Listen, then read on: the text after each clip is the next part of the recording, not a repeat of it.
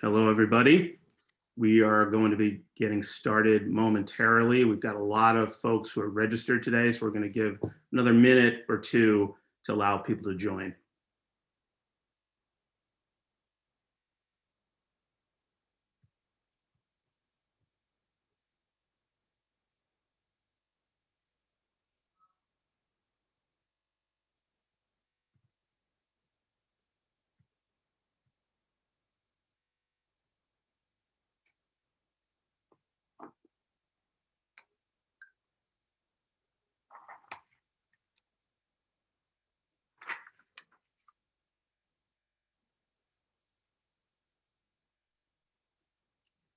Great. We'll be getting started in about another minute.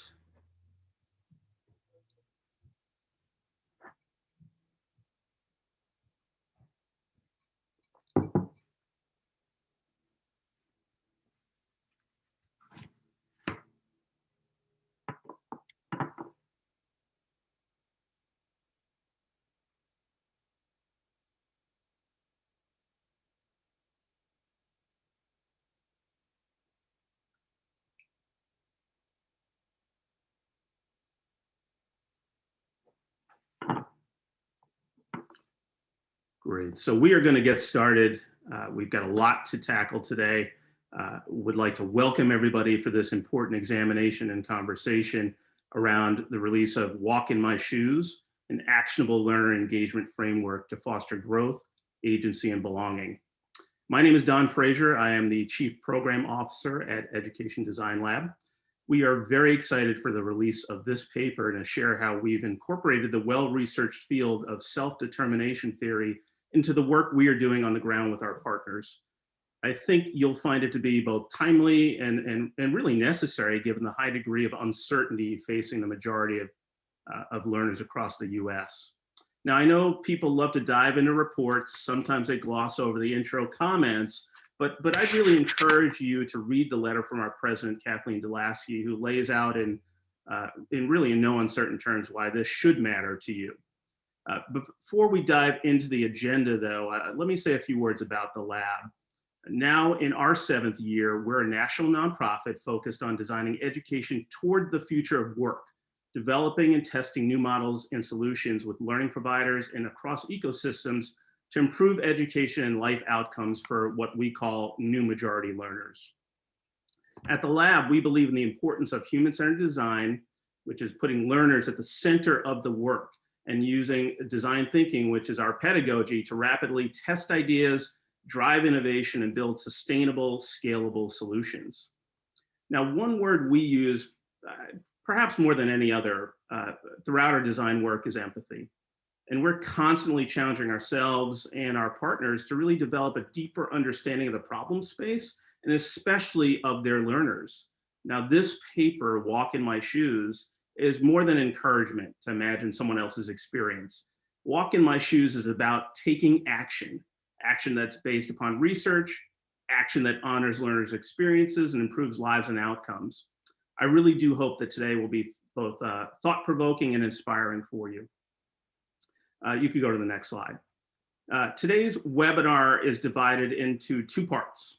First, you will hear from Miriam Swartz-Kalk, education designer at the lab. She's our resident expert on learner engagement, and she's going to give you a short overview of the framework.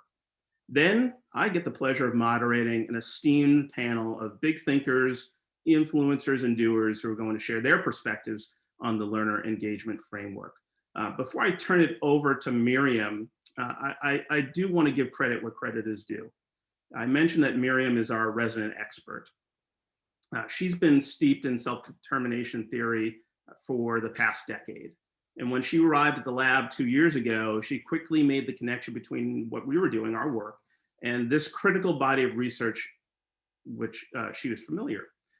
In fact, I recall that she did a pop-up presentation at our team meeting, and the date was July 2nd, 2019. And we at the lab, we just haven't looked back since. So Miriam, thank you for your dedication. Thank you for helping us move from theory to practice in a way that's impactful and now accessible to others. With that, we'll jump to the next slide, housekeeping, before I introduce Miriam. Just to have our best experience, I'm going to both recommend that you use a side-by-side mode that allows you to view slides and the speakers easily. We have a Q&A feature that you can place questions in. We're going to have time at the end of this to get to audience questions, but it's going to be a fruitful conversation, which will be recorded and shared out afterwards. So with that, I am going to turn it over to Miriam Swords-Kalk. Thank you so much, Don. And of course, thank you so much to Dr. Jackson, Julian, and Wendy for being here, and to everyone in the audience as well. Like Don was saying, we at the lab always start our work by grounding ourselves in the voices of learners. So I thought I would kick off this short presentation in the same way with quotes from a few learners who are in college today. So I'll read through these and invite you to reflect. I'm a full-time student, I work full-time, and I'm a full-time mom. It's hard to balance everything. The pandemic has made everything so much harder. From getting laid off twice from 2 different jobs, not being able to pay my bills, it put me in even more debt as a college student. When I went back to school the second time, I was living in a homeless shelter with my kids. There was a lot of emotional turmoil and things that I had to work on that were not directly related to school, but it affected my schooling. I just felt like I was alone. 5 years from now, I want a home to call my own, with some land my kids can play safely on and create memories. I want to have a garden to show them how to grow their own food like my parents did. I want to be able to afford to go on vacations with my kids. Above all, I crave financial stability. My son and I had a plan to start our own business, but he died in October. So I am trying to figure out a new plan. I would like to have my own home and a good job.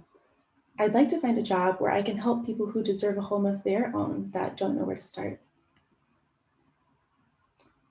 Having my daughter motivated me. I just wanted to provide for her and to work towards self-fulfillment. I wanted to have a job where I can be happy and feel happy every day.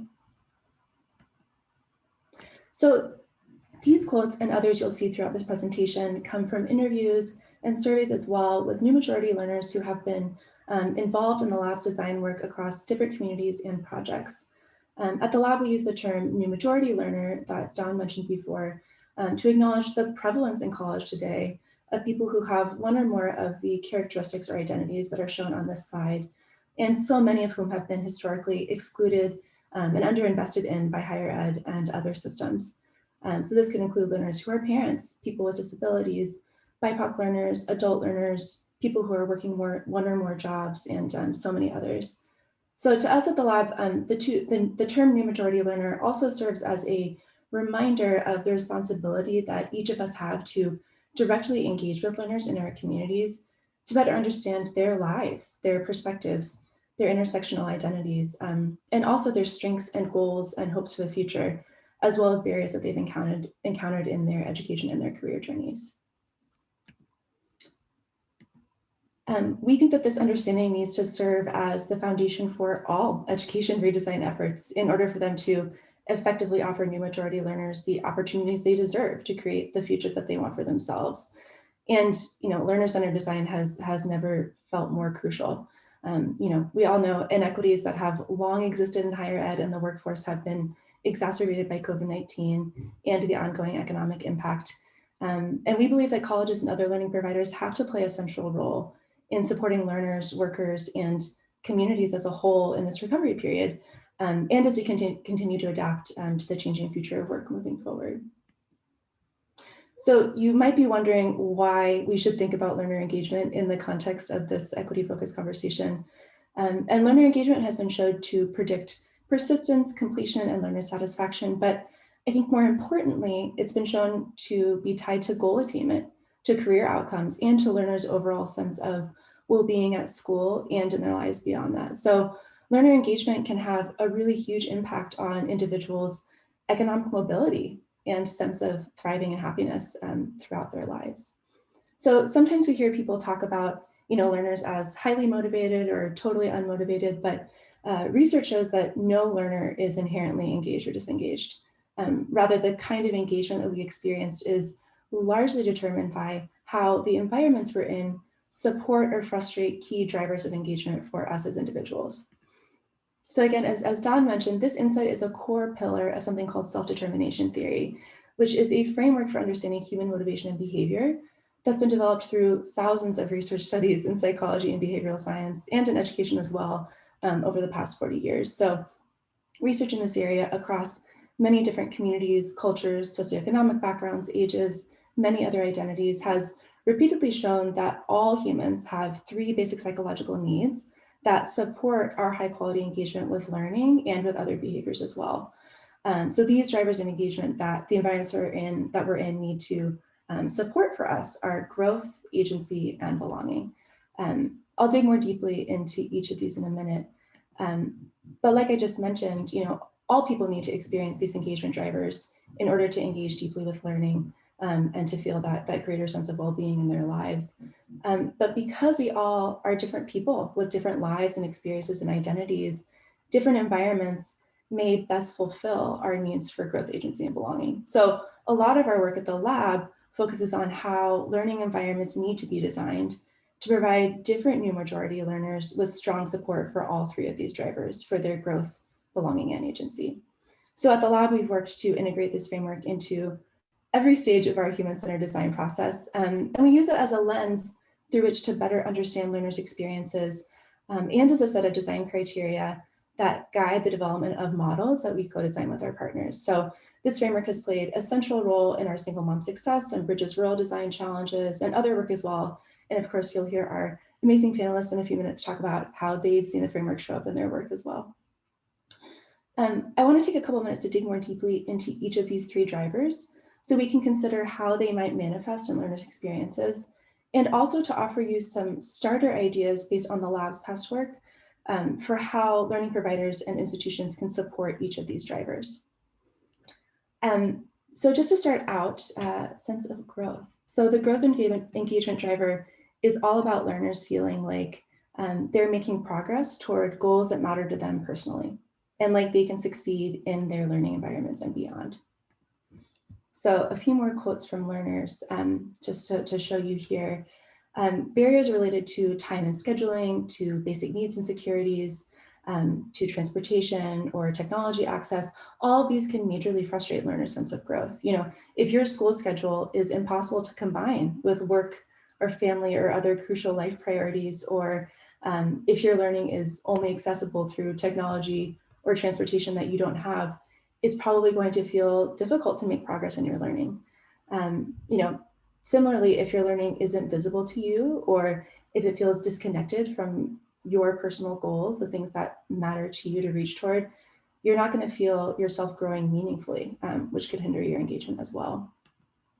So in our work at the lab, we've seen that when learners don't have to worry about basic needs and securities, when those are taken care of through holistic support from the institution and community, when learners get to focus on their learning rather than on academic performance and work at their own pace through competency-based education, and when learners have opportunities to directly combine work and learning, they often see and feel their progress toward goals that matter to them in ways that really meaningfully support their sense of growth.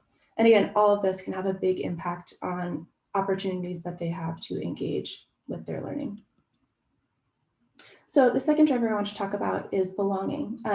This is usually pretty intuitive for people to grasp, but the engagement driver of belonging is all about learners feeling connected to their learning communities and like they are embraced as their authentic selves by these communities. So if a learner feels disconnected or alone, or doesn't feel like there's anyone else like them at their institution, or doesn't feel accepted as their whole selves, their sense of belonging can be frustrated, and that can negatively impact their engagement.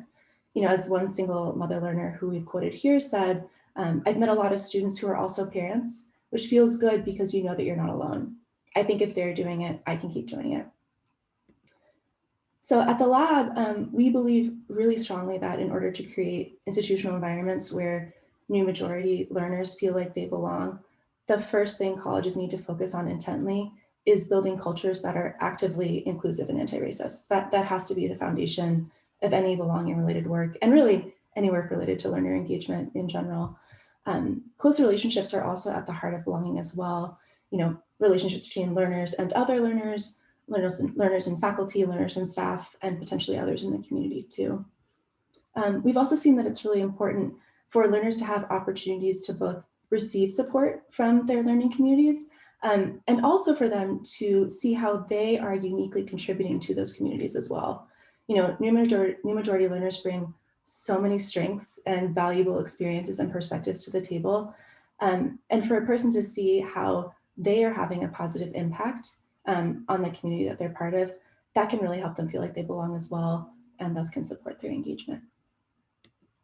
And last but not least, agency. So agency is about learners feeling like they are in the driver's seat with opportunities within their learning environments to make meaningful choices about what their education looks like and how it works for them so that they can align it with their lives and their goals and their interests. So this is about choice for learners, meaningful choice for learners, but it's also about the chance that they have to buy into the experiences and systems that they're part of to make sure that those are aligned with the things that they need and that are important to them as well.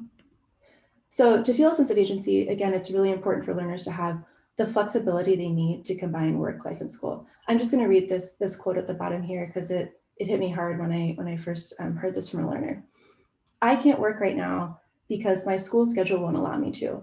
So it's hard because if I put my daughter in daycare, I won't be able to go to school because I can't pay for it. So I'll have to work. But the whole point of me putting her in daycare was so I can go to school. So I think we can see here how this learner probably does not feel like she really has room to structure school in a way that is going to align with her life priorities and help her move forward toward her goals. Probably an impact on her growth and engagement driver here as well. And again, school also needs to directly and visibly align to the future that a learner wants for themselves in order to support their sense of agency. So again, in terms of recommendations we have as a starting point for thinking about learner agency, we've seen that it can be really, really helpful to support learners creating paths toward their personal goals that are visible and transparent to them and that validate the prior experience that they have coming in the door. It's also really crucial for agency to give learners, again, meaningful choices about the time, pace, and place of their learning so they can fold that learning in with their other life priorities. And given how many new majority learners come to school to advance their careers and better support their families, we've also seen that building efficient industry-aligned pathways that in particular incorporate 21st century skills and micro-credentials can help align those learning experiences to the career goals that these folks have for themselves. So I know I talked about this initial set of recommendations in association with each engagement driver separately, but many of the models and informed practices that I've mentioned and that are detailed in much more depth in the paper can actually support more than one or perhaps all three of these engagement drivers for some new majority learners. And that really is the goal. You know, when we think about learner engagement, we need to put together the picture of who the learner we're thinking about is, how the learning environments they're in support or frustrate their sense of growth and agency and belonging. And putting that picture together, analyzing how the environment is responsive to that individual student, I think is where the richness of this framework really lies. And in terms of recommendations, you know, this is just the tip of the iceberg. There are infinite possibilities that probably no one has even tried yet for how to design learning environments that better support new majority learners' sense of growth, agency, and belonging. So to figure out how to do this within your communities and your contexts, the first step always needs to be to better understand learners and potential learners as well, and bring them directly to the table as part of your redesign efforts.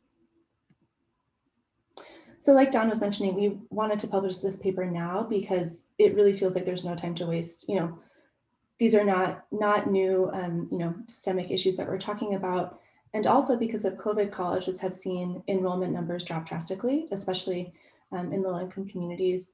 And communities as a whole have urgent upskilling and reskilling needs due to the pandemic. So I think our hope is that this engagement framework can serve as a helpful lens through which to understand learners' experiences and to consider how to design meaningful, relevant learning environments that break down longstanding barriers and effectively offer new majority learners opportunities to move toward their goals. So if you want to learn more about the framework, highly recommend downloading the paper so you can dig into all the content that's in there.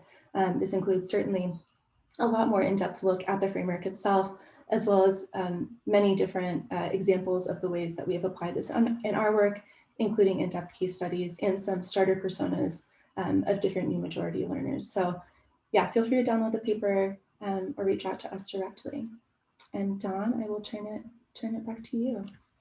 Great, thank you, Miriam, for that overview. And I know it probably is a lot, but there, again, hopefully we can shed a little bit more light on this. We could talk about how this works in the day-to-day, because hearing that we need to take the type of approach that you're outlining here and is outlined in the paper probably feels daunting to people in a lot of different ways, right? But we're arguing that it's a perspective that we need to take to be able to serve who's coming in the doors now and will be down the road. So sure, it's a shift, but it absolutely is a necessary shift. So we're going to leave this up on the screen here for a moment. I'm going to invite and introduce our panelists now. Miriam's going to stay on and join us, but I want to ask our panelists to reveal themselves, come on camera and join me here. And I will introduce them. So we have Wendy Copeland. She is Chief Strategic Partnership Activation Officer, an amazing title, I want it, at Goodwill Industries International.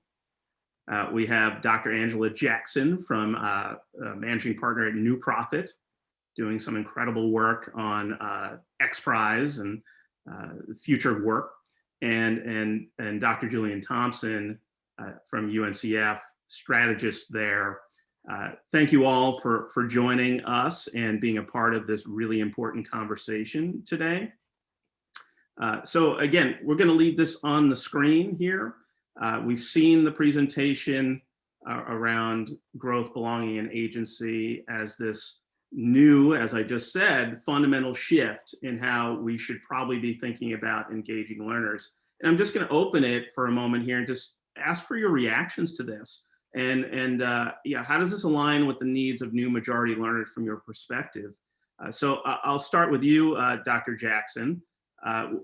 What are your thoughts?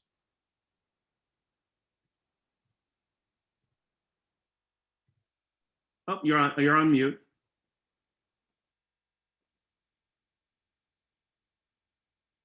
There we go. Okay, now we're at it. I was just saying, when I looked at the report, and I would encourage everyone on to actually download the fuller report because it's just chock full of just great information, stats, and the framework. But when I looked at it, it really reminded me of the work that we're doing with the Future of Work Grand Challenge in partnership with Goodwill and with Wendy. We asked innovators across the globe to come up with solutions to rapidly reskill and retain job seekers who have the most barriers to employment. And so really we were thinking about these new majority of learners. And we started our process by thinking about what needs to be true, right? For these learners that we aim to serve, to be in the mindset to upskill. And we didn't assume the answer. Very similar to the framework, we thought, how do we actually engage the learners in this process as thought partners, right? As peers, and thinking about how can we best serve them to better understand how they think about growth and success. And really for us to create a container so that they can encounter and meet other people who they see themselves in. One interesting comment that came from one of the participants in our worker advisory board, when they said that they participated with us, and we've got about 90 members that are representative of the US, they said that they, in addition to learning a skill, the second thing that they said they came for was community. They said that for the first time, they were not feeling alone in this job search. They were hearing other people who had similar barriers and similar stories, and that the fact that we were giving them agency to actually select the innovations that would work best in their busy lives was really, really important to them. Great, thanks for that. Let's go to you, Dr. Thompson. Your thoughts, your reactions. Thank you, Don, and it's a pleasure to be on the panel with you and with Dr. Jackson and Wendy. And thank you for the education promotion, although I have a law degree, but it doesn't qualify me to be called doctor, so just call me Julian. All right, that happens to me too. So, you know, sometimes you just got to receive enjoy that for this moment. You just got to accept the elevation and the promotion. But once again, it's a pleasure to be a part of this conversation. And when you and Miriam start a conversation about new learners and talk about self-determination theory as a fundamental premise of how we think about higher education, I just got to tell you, it gives me goosebumps and it makes me so excited about thinking about what it means for the future of not just HBCUs, which are the area of focus for me at UNCF, but really for all of higher education. When I think about this new learner framework, I go back a little bit in time and think about the founding of historically Black colleges and universities, right? So those of you who aren't as intimately familiar with HBCUs in the audience, you should know that HBCUs for the most part were founded in the decades after the Civil War and founded to educate a group of people, the formerly enslaved workers of the South, who were not getting opportunities to access or properly participate in the education systems that had been set up in the Southern United States.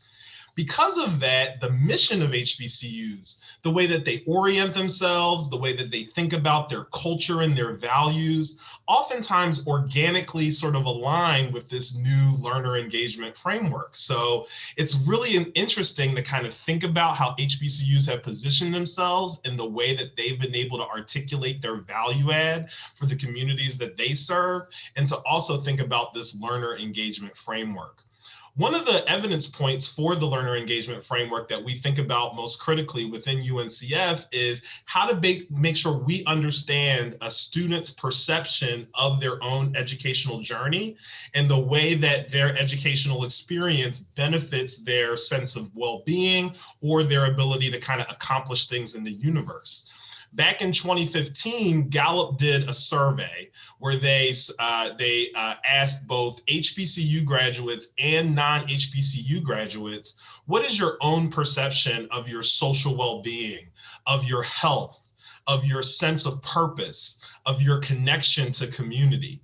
And in each of those areas, when you surveyed HBCU versus non-HBCU graduates, the HBCU graduates indicated that they believed themselves that they had a higher sense of purpose, a deeper sense of community, a deeper ability to connect to kind of accomplish the goals of their lives. So in this way, I want to kind of posture or hypothesize for the group that there's a lot to learn about this learner engagement framework just by kind of studying and thinking about what HBCUs have done historically and what they continue to do to this day. Finally, I'll say, as at UNCF, as we think about kind of building out this mentality, not only among our HBCUs, but about the broader world, we think about the kind of the pieces you have to have in place to operationalize something like this with fidelity. With our HBCUs, we don't have a challenge with the intentionality piece. HBCU faculty members, staff, leaders are oftentimes at their institutions because they believe in the new majority learners and what they need in order to thrive in the world. Oftentimes what they don't have are the right investments and resources, right? Because we know that in order to do this work, you've got to sort of shake up the status quo and do things differently. So at UNCF, we try to think about what resources you need to surround an institution in order to facilitate that change. And then second, we have to make sure that our institutions have the space to innovate.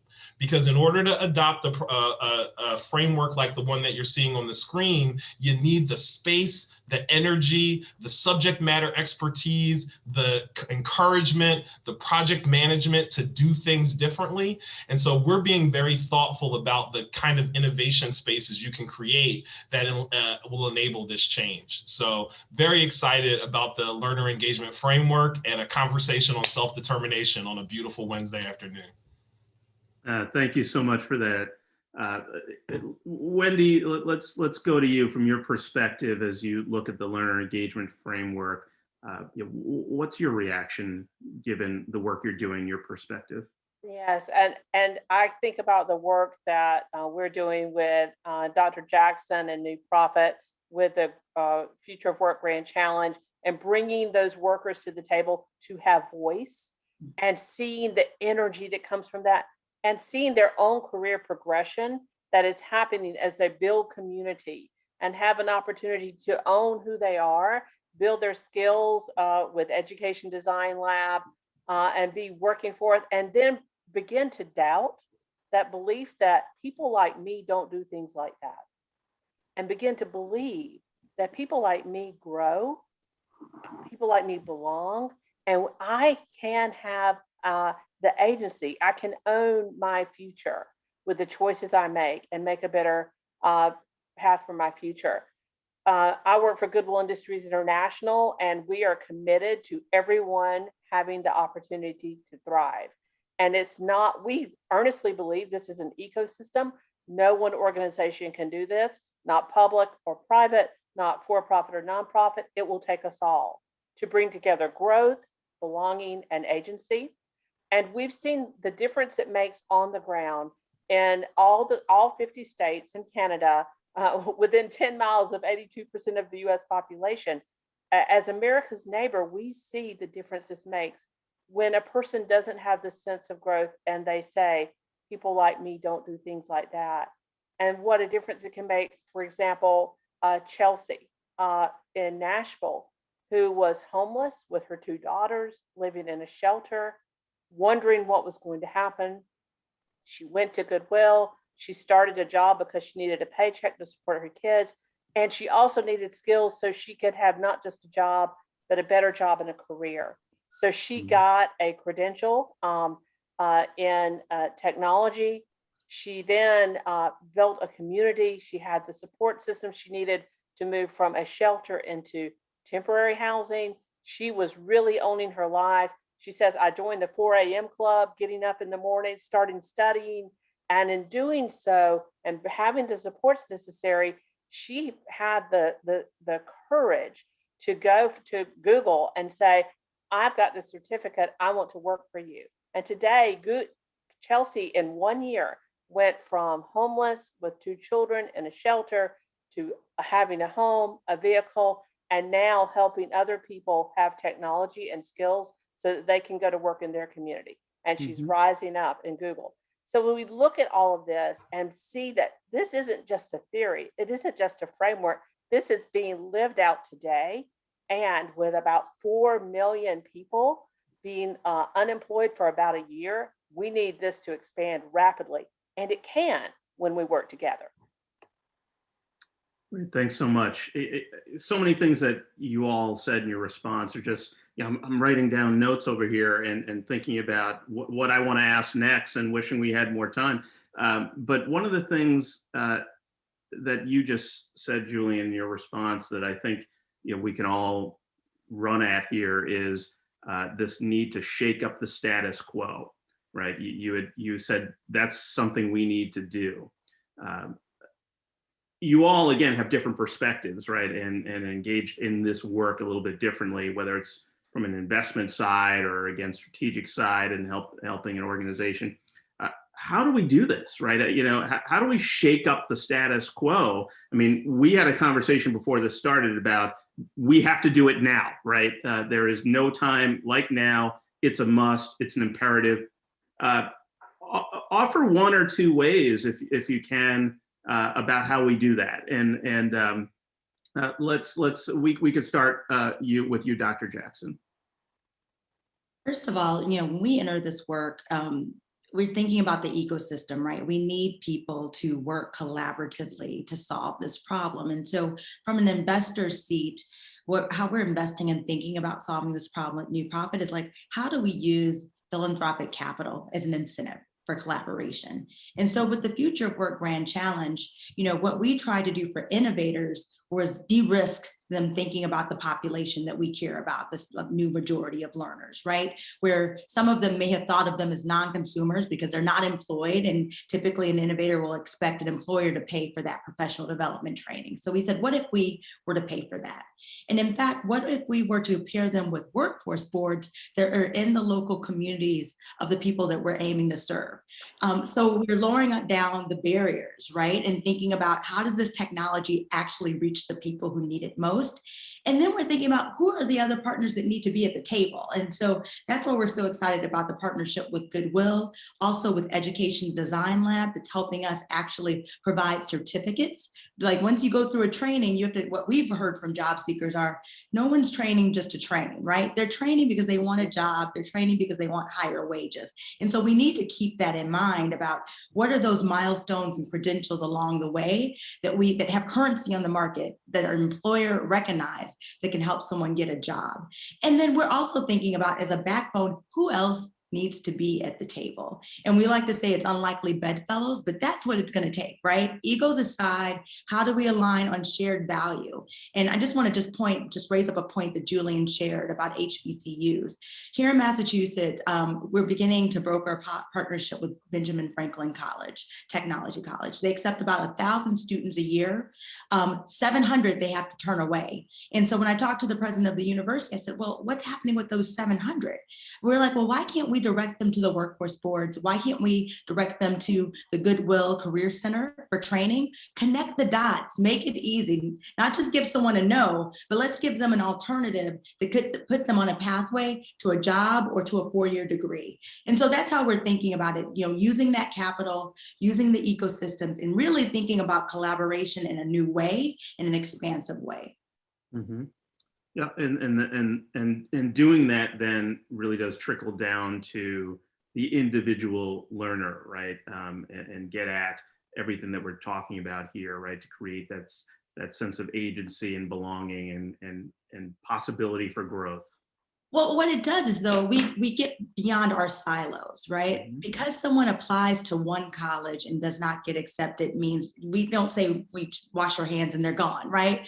Really thinking about meeting that learner where they are and understanding their goals and understanding it can be tackled in multiple ways, right? And being willing to share information around that. So if you're not a good fit for my program, you might be a good fit for these others, because we're also centering the learner's best interests for these new majority of learners. And we know that there's no one right path. Mm-hmm. Mm-hmm. Wendy, to you, shaking up the status quo from your perspective, you have such a finger on the pulse. So, the quotes that we put up on the screen here, I know you've heard these over and over again. So this is in many ways, your day to day, right? From your perspective, what are the 1 or 2 things we could be doing to really shake up the status quo? One of the things we talk about is every interaction either builds or erodes confidence in our competence. Unfortunately, every interaction that these new majority learners is either building or eroding confidence in their own competence. And I think the status quo that has to go are systems that create friction and don't work with and for people, but instead are either agnostic to their success or sometimes even work against it. So I think the real opportunity is much like Dr. Jackson said, it's how do we design this ecosystem? How do we bring together the resources, the assets, the relationships that are going to help people make it through transitions, because people get lost in transition.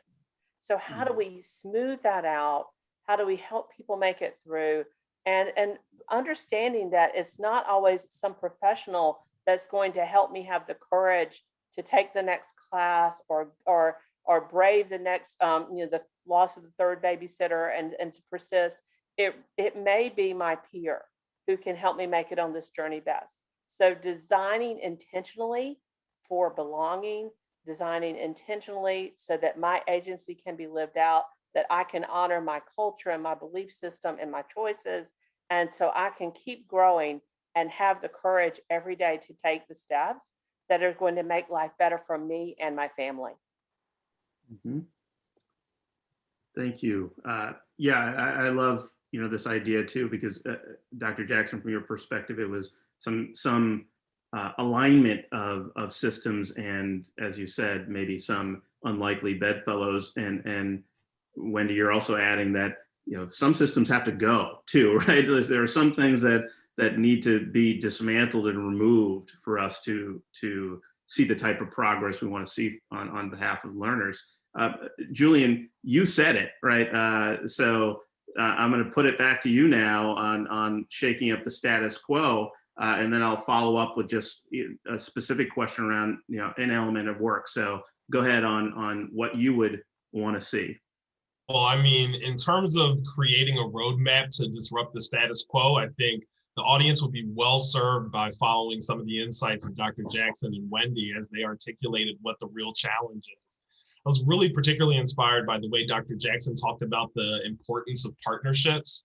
And when we think about working with HBCUs and with this new majority learner community, we got to realize that a lot of the partnerships that oftentimes find their way into spaces that involve either minority serving institutions or these new learner communities are either predatory or transactional, right? So these communities, and this goes to Wendy's point about each interaction providing an opportunity to either build trust or lose it. The question of who you're bringing to the table and what their true values and intentions are for that new learner community is critically important. We think about that very intentionally as we bring in partners like the Ed Design Lab to work with our institutions, because when you're working at a HBCU, you're working at an institution that doesn't have many resources. So oftentimes you got to think, oh, are we going to pick a partner based on funding? Are we going to pick a partner based on geography or distance? Or do we have to think about elevating other priorities like organizational culture, like an interest in thinking about humility and what that means in terms of engagement of the community? So I think that those pieces are absolutely critical, that in the process of building out your new strategy, that you find that coalition of the willing that are really kind of interested in doing things differently and interested in reassessing their own frameworks and own ways of doing things, understanding that they might not have worked for the new majority in the way that it anticipated. So I completely agree with the comments of the other panelists. Don, if I could just say something. Don, I just want to just make one point. Absolutely. Sometimes when we look at the learner engagement frameworks, it feels a bit academic or there's some distance. I just want to remind folks, right, when we talk about the future majority learners, we're talking about all of us, right? Research said that the first person's already been born who's going to live to be 150 years old. We are all going to have to transverse this broken system. And so, yes, it's a moral imperative. Yes, it's an economic imperative, but obviously, out of our own self-interest, right, we should be leaning in here. And so when you talk about growth and belonging and agency, that's what I want. That's what I want for myself. That's what I want for my children. That's what I want for my family. And so we all have to lean in this moment, because I think we're in a very special time where we can change things. And so we all need to lean in and say, it's not about them. The future of learners is the future of us. Like, we have to remember that. Mm-hmm. Mm-hmm. I just want to say amen to that, Dr. Jackson. There is no them, there is only us. And I think as we're intentionally designing the future, understanding that what we design must be different from what existed in the past, and where we're going must be far more inclusive and far more equitable than has ever existed in the history. Thank you so much for reminding us, right, as we're talking about how to make this actionable for the folks that we all work with out there. Bringing it back to ourselves, our families, helps us understand why this is just that much more important, right? So thank you for that. Julian, I want to come back to you because we didn't have a chance to speak specifically about this here, but UNCF has made a significant investment in career development, right? And for many good reasons. When you think about the learner engagement, the framework, growth, belonging, and agency, how do you see this connecting or applying to career development? Yeah, so that's a great question, Don. And our thinking about career development at UNCF has really evolved in the last 5 years because of an initiative that we've taken on called the Career Pathways Initiative. It's a $50 million effort that's funded by the Lilly Endowment, and it essentially charged 24 of our institutions with thinking about career pathways in a different way. When we first introduced that initiative to our institutions, most of them thought about, career services offices, the way that you can make connections between the institution at graduation and some of the workforce opportunities that exist either locally or nationally for their students. And then over time, we realized that career development is about so much more than making that workforce connection. It's about making sure that the student picks the right institution to go to in the first place. It's about making sure that they have the right advising in their first year on campus.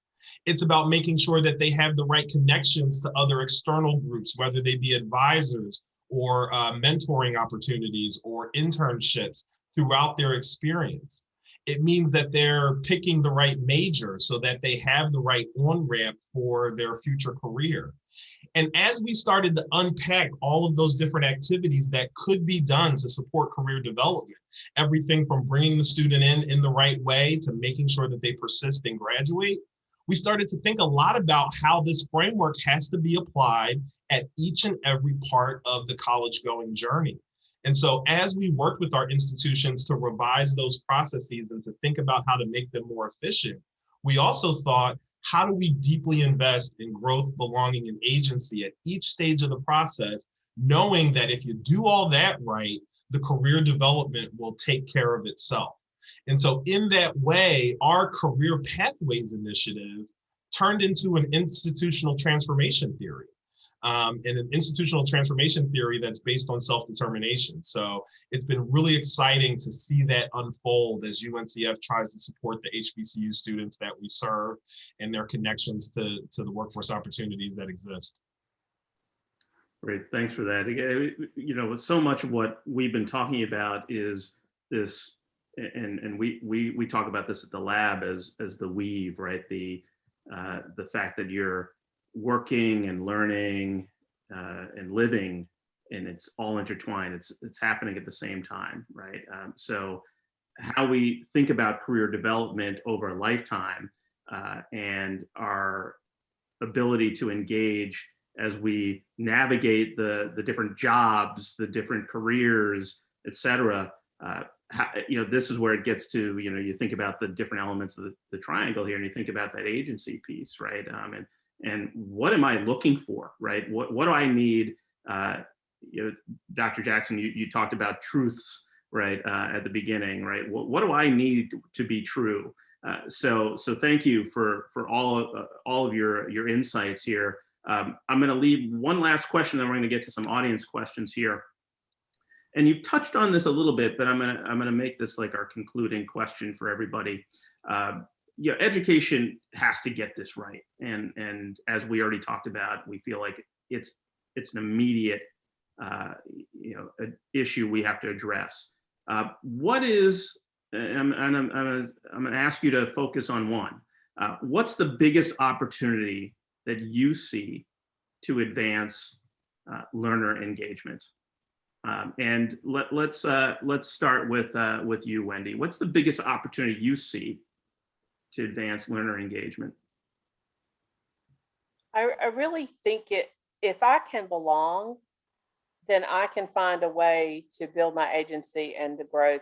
I think that when people feel like they have community, when they feel like they have connections, be able to move forward. All this work on social capital. We're learning that if I can be connected and have someone loan me courage when I don't have enough myself, that belongingness can carry me through. Thank you.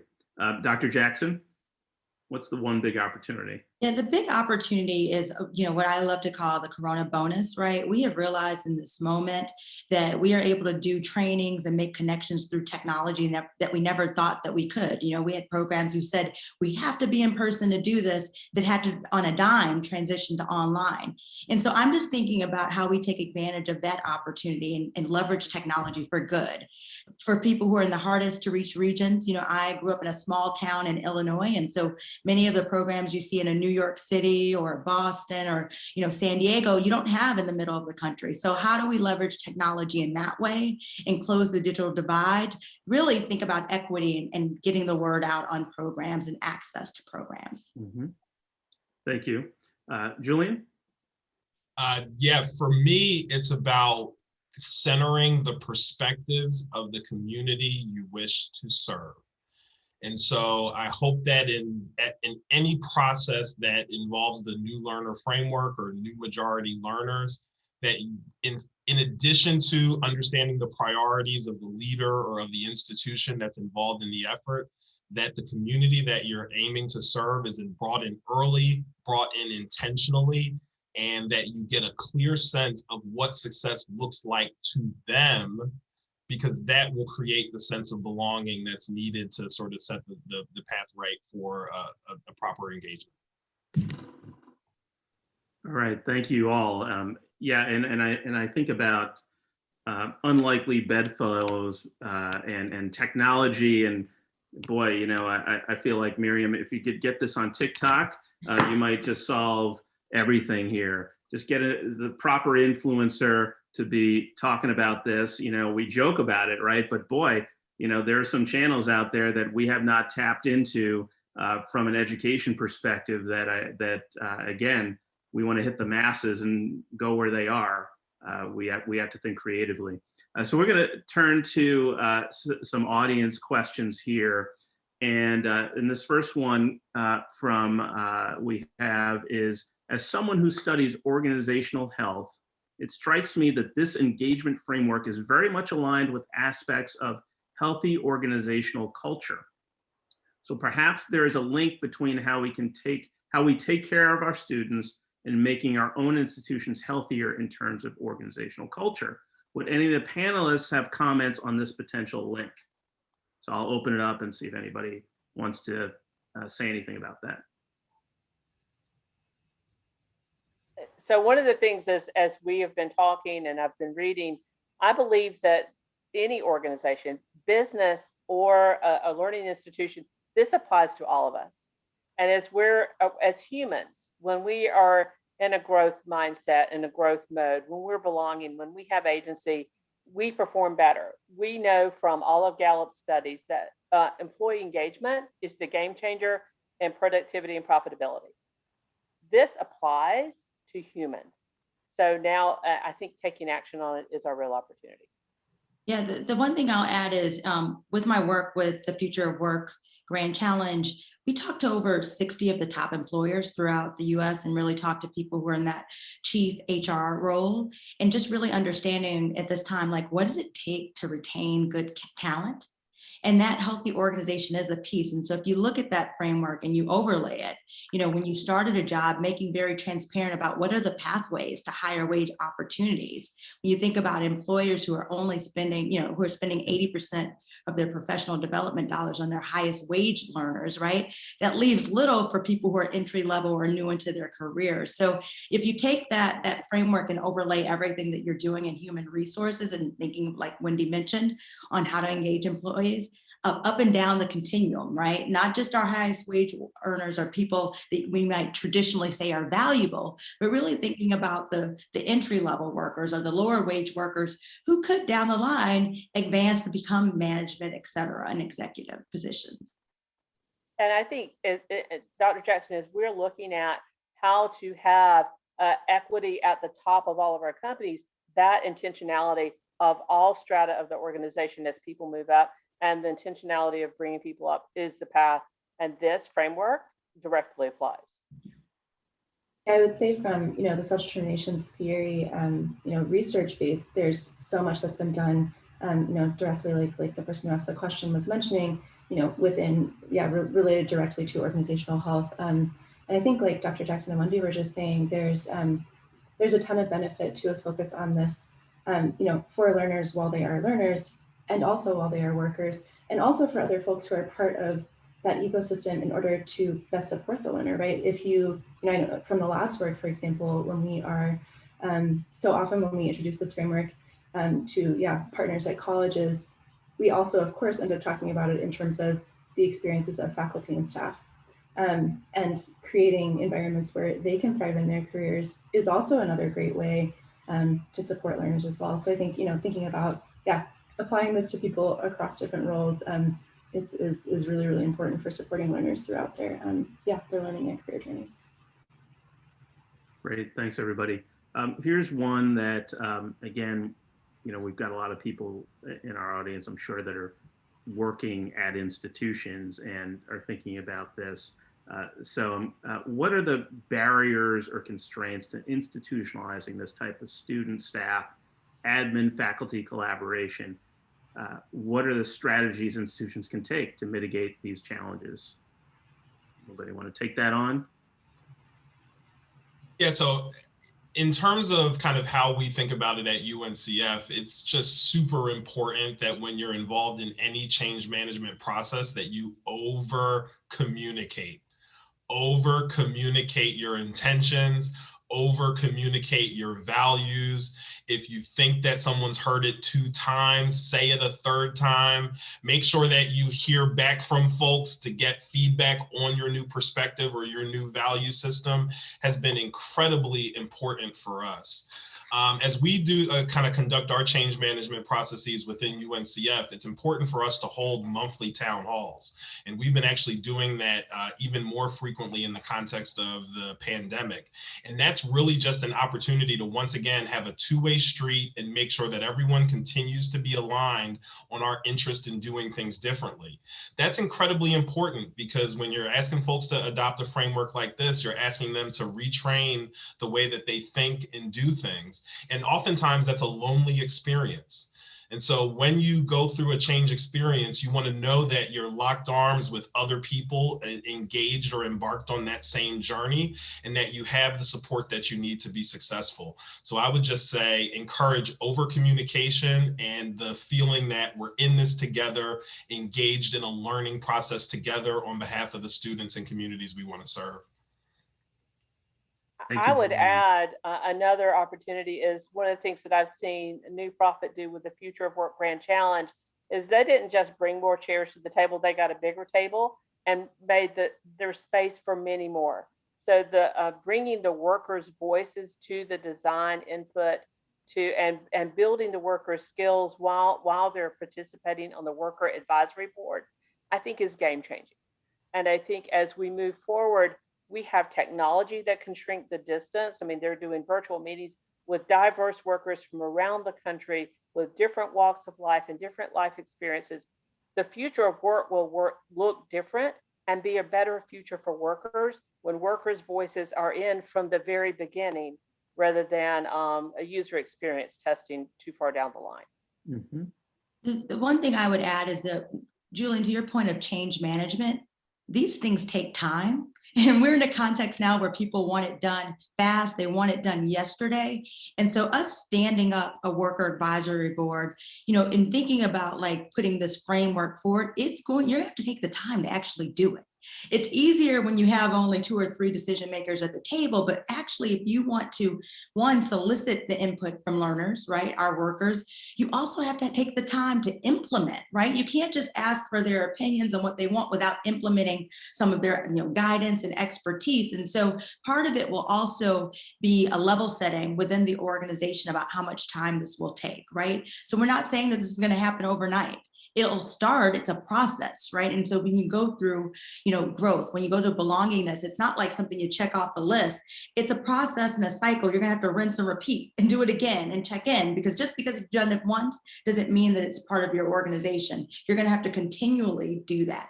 We continually check in on every phase of this challenge we've done. What have the workers said to us? What have we learned from them? What are we changing based on what we've learned from them? And continuing to ask those questions, you'll see that you'll start having that belongingness. You'll see that the workers and learners will start feeling that agency because they'll feel heard.